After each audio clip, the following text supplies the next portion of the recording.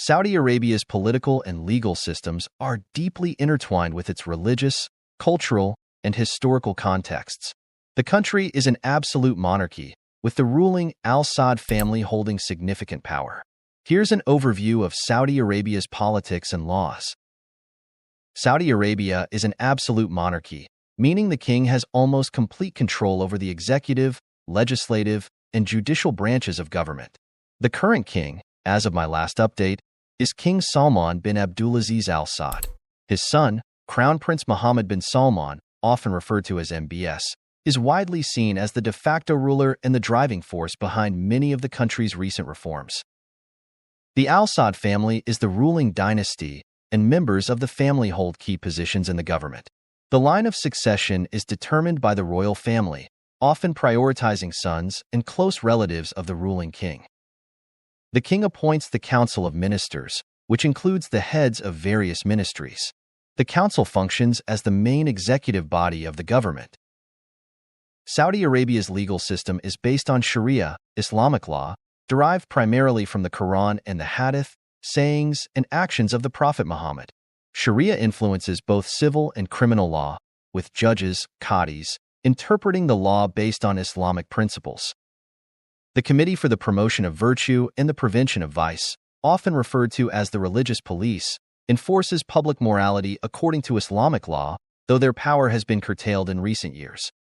Under Crown Prince Mohammed bin Salman, Saudi Arabia has seen some legal reforms aimed at modernizing the country and improving its international image. These include changes to guardianship laws, allowing women more freedom, and efforts to diversify the economy away from oil dependency under the Vision 2030 initiative. Saudi Arabia has very limited political freedoms. There are no political parties, and public dissent against the government is not tolerated. The government tightly controls media and public expression.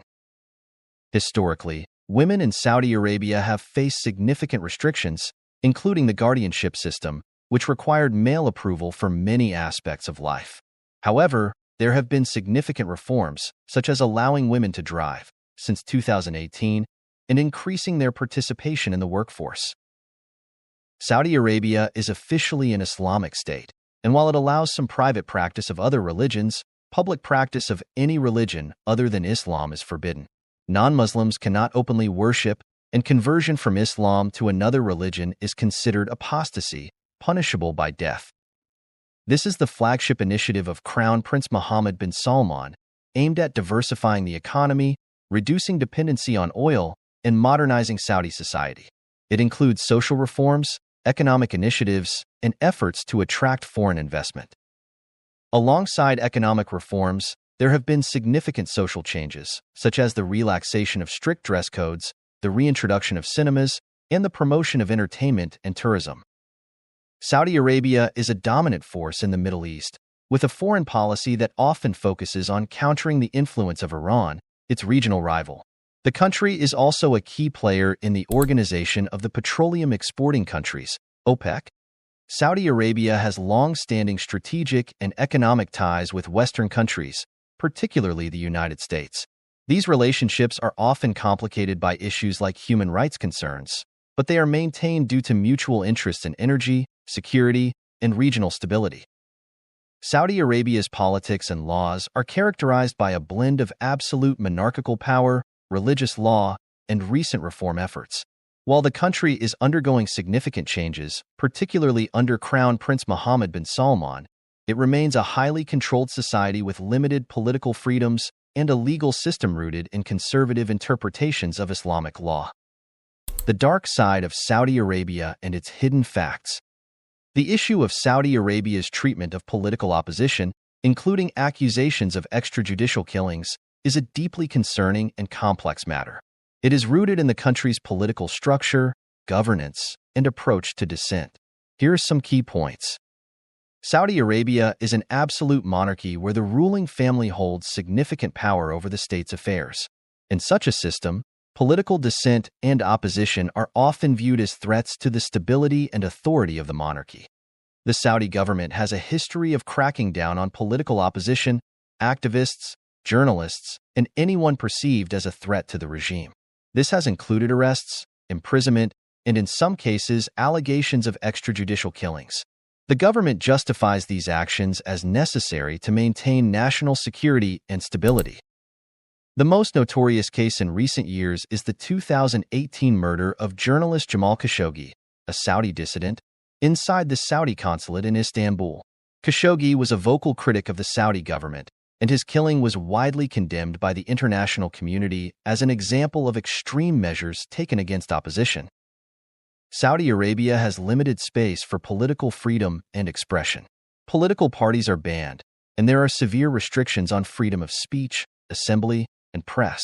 Those who challenge the government's policies or criticize the ruling family often face harsh consequences. The Saudi government exerts significant control over the media and public discourse, making it difficult for opposition voices to be heard within the country. Those who attempt to speak out are often silenced, whether through legal means or more severe actions. The international community has frequently criticized Saudi Arabia for its human rights record, including its treatment of political opposition.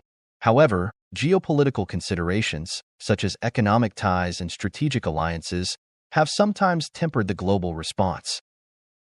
The treatment of opposition figures in Saudi Arabia is a reflection of the country's authoritarian governance model, where maintaining power and stability often comes at the cost of political freedoms and human rights. While there have been international calls for reform and accountability, the situation remains a significant concern for human rights organizations and advocates worldwide. Reports of the mistreatment and abuse of African and Asian workers in Saudi Arabia have been a significant human rights concern for many years. These issues are often linked to the kafala system, poor working conditions, and the lack of legal protections for migrant workers. The kafala system is a sponsorship system that gives employers significant control over migrant workers' lives, including their ability to change jobs, leave the country, or renew their residency permits. This system has been criticized for enabling exploitation and abuse, as workers are often at the mercy of their employers. Under the kafala system, workers are tied to their employers, which means they cannot easily leave abusive situations without risking arrest, deportation, or further abuse. Here have been numerous reports of physical abuse, including beatings, sexual assault, and torture, particularly among domestic workers. Psychological abuse, such as threats, isolation, and verbal harassment, is also common. Some workers have reported being forced to work long hours without pay or under conditions that amount to forced labor. Employers may withhold wages as a form of control or punishment. It is a common practice for employers to confiscate the passports of migrant workers, making it difficult for them to leave or escape abusive situations. This practice further entrenches their vulnerability. Migrant workers often face significant barriers to accessing justice. These include language barriers, lack of legal representation, fear of retaliation, and the complex and slow legal processes in Saudi Arabia. Many workers are unaware of their rights or are too afraid to report abuses. There have been reports of African and Asian migrant workers being held in repatriation centers under poor conditions while awaiting deportation. These centers have been described as overcrowded, unsanitary, and lacking basic necessities, with some reports of further mistreatment within these facilities. International human rights organizations, such as Human Rights Watch and Amnesty International, have documented numerous cases of abuse and have called on the Saudi government to reform the kafala system and improve protections for migrant workers. Some media outlets have published investigations and reports highlighting the plight of migrant workers in Saudi Arabia, bringing global attention to the issue and pressuring the Saudi government to address these abuses.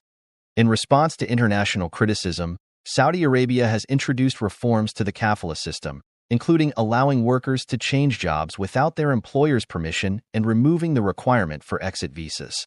However, these reforms have been criticized as insufficient and not fully implemented in practice. As part of its Vision 2030 initiative, Saudi Arabia has expressed a commitment to improving the rights and conditions of migrant workers.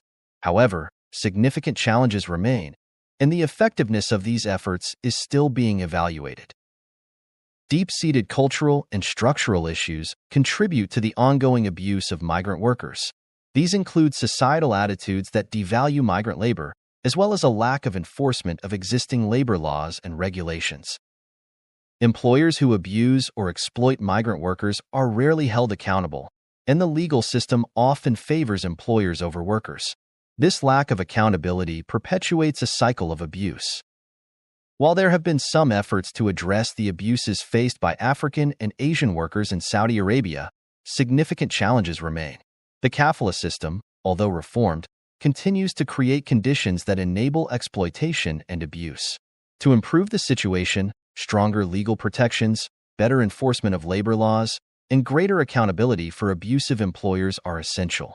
International pressure and advocacy are also important in pushing for further reforms and ensuring that the rights of migrant workers are respected and upheld.